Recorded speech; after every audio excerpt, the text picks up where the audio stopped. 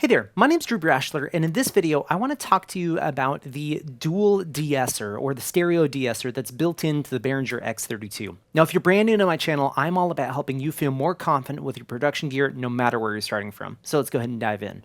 Now, the Dual DeEsser is a plugin that we can use in the effects section of the X32. So if you go and press Effects, we can go and find our Dual DeEsser. Now, our Dual DeEsser and our stereo De-Esser are two different things. So dual is for dual mono because there's an A and a B side, or a stereo De-Esser is for a stereo left-right input.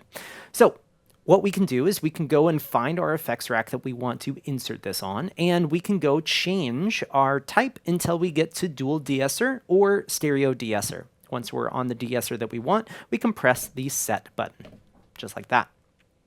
Now, on the Dual DeEsser, there is an A side and a B side. Now, the A side is going to be our first insert. Our B side is going to be the second insert. So I'll go ahead and just use the B side just for fun. So let's go pull up channel 1, where I have this microphone. Check 1, 2. Right here. So I'm going to go ahead and select channel 1, and I'm going to insert this. Now, at this point, the De-Esser is inserted on this microphone. Check 1, 2. So the only thing is, I'm not actually applying any processing. So let's go check out what our Dual De-Esser looks like. Now, we can see that there is a left side and a right side to this, or an A side and a B side. Now, there are two settings that we have with knobs, and then one setting that allows us to pick either a male or a female. So we have a low band, we have a high band, and then we have the selection between male and female. Now, I have a screenshot of Smart. I took the Dual De-Esser through Smart from Rational Acoustics to test where these bands are actually affecting. Now, when we change between male and female, it doesn't actually change the high band frequency point. And so I have this pulled up on my screen over here. So we can see right here on this graph that we have our high band at 11.3 kilohertz when this is set to female, and 11.3 kilohertz when this is set to male. So that's interesting because changing between male and female doesn't actually affect the high band. It only affects the low band, and we can see that right here. So we can see that the low band when it's set to female is 7.8 kilohertz, and the low band for male is set to 6.5 kilohertz. So this is interesting. So if this is set to female, the low band is a little bit higher. If it's set to male, it's set a little bit lower as far as the frequency spectrum goes.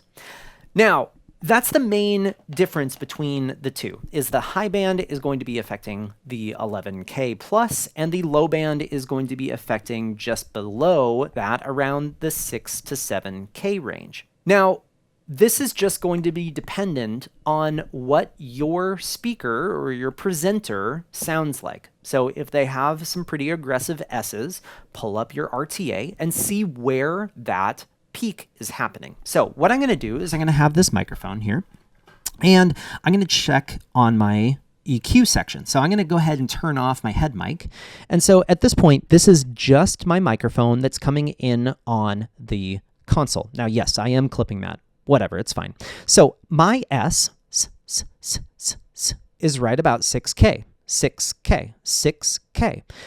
So in this case, I would be choosing male, because the low band for male would be grabbing my S, because I do have a pretty aggressive S. Now, I do actually run a De-Esser on all my videos because I do have a lot of sibilance. So those S's and whatnot on my head mic, I do attenuate those with a De-Esser. So let's go ahead and grab over into our effects section and start adjusting this. So I'm going to grab for my low band to attack that thing that's happening, say. So I'm going to say the same thing, and it's going to get super annoying, but I'm wanting you to listen to the S of what I'm saying, and you'll hear it start clamping down more and more as I take this higher and higher. So I'm going to start adjusting this. So say the same thing, say the same thing, say the same thing, say the same thing, say the same thing, say the same thing, say the same thing, say the same thing, say the same thing.